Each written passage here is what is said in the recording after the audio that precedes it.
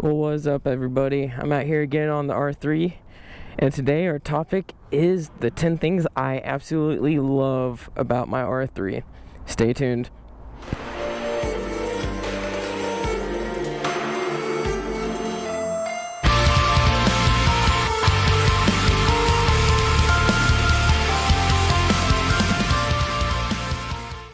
Okay, so starting with number one is my exhaust. My exhaust is a full Akrapovic GP exhaust. Headers down, no cat.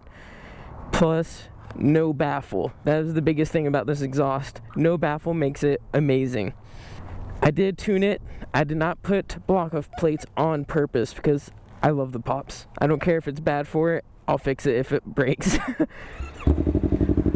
But hopefully the GoPro picks up really well. But that's the exhaust tone.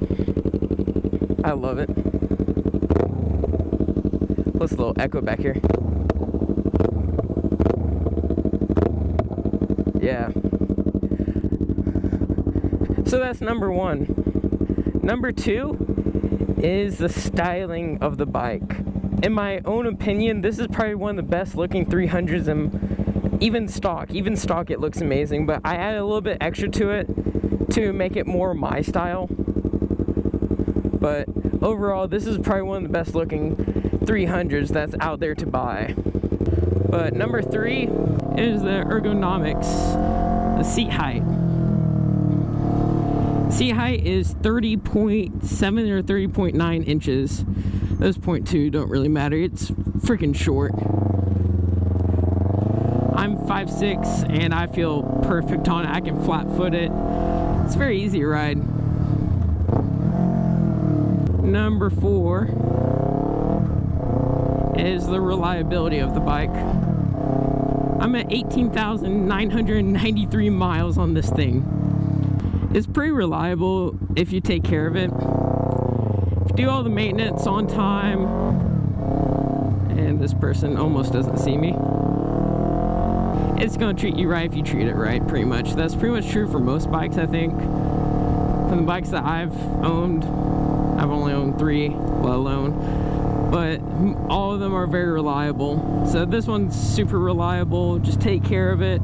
It'll be nice to you.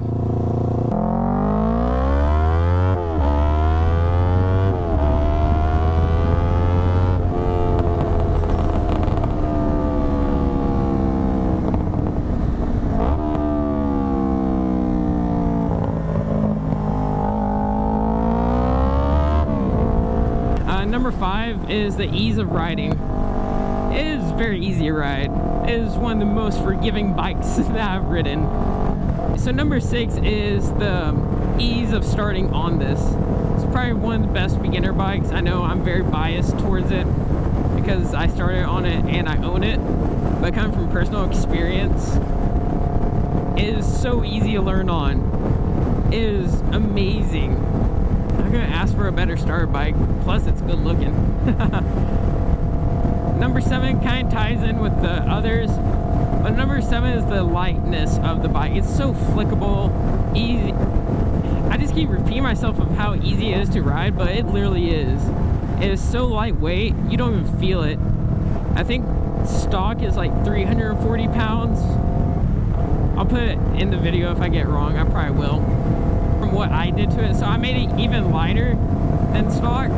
Not a lot, but those 20 pounds, it's 20 pounds. Number 8 is smooth transmission.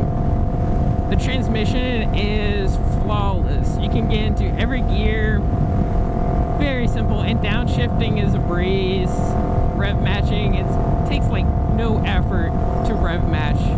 I bet anyone who doesn't know how to rev match, if they got on my R3 right now and they tried to rev match, they would get like probably second or third try. It's so easy to rev match.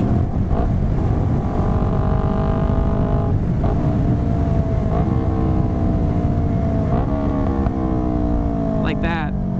That is just flawless. You get it's such a satisfying feeling.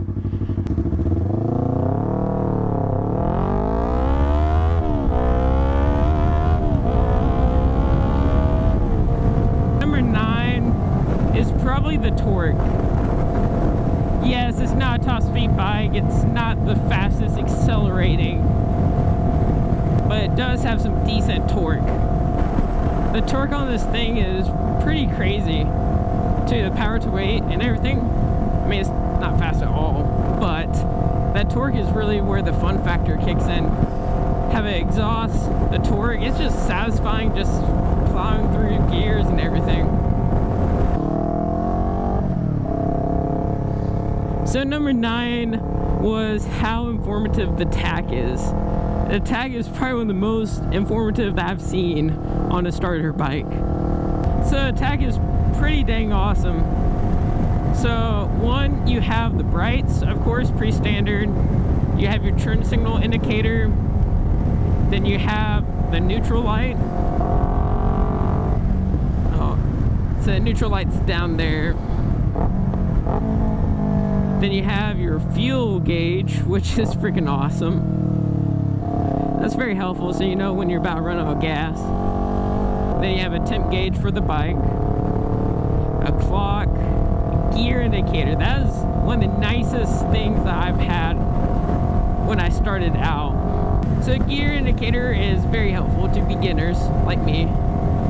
It has an odometer like standard most bikes do, and all the trips and everything, the mile per hour. I mean, it's pretty standard, but to me, that was crazy of how much information it actually gives you. So that pretty much sums up the list for today. I don't want to go in like heavy detail because the video will just keep going on and on and on. So I pretty much kept it pretty straightforward for the most part. Hopefully this helped you get an idea of some of the most awesome things about the R3. I did a little bit of personal preference too, like exhaust is my personal preference because I have one on it.